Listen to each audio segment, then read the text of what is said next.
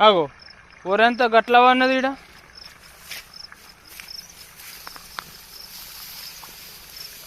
అమ్మ పందులు వచ్చినట్టునే రాత్రి.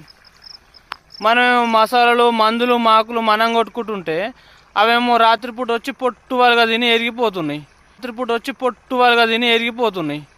ఇక గిట్లుంటుంది వ్యవసాయం చేస్తే.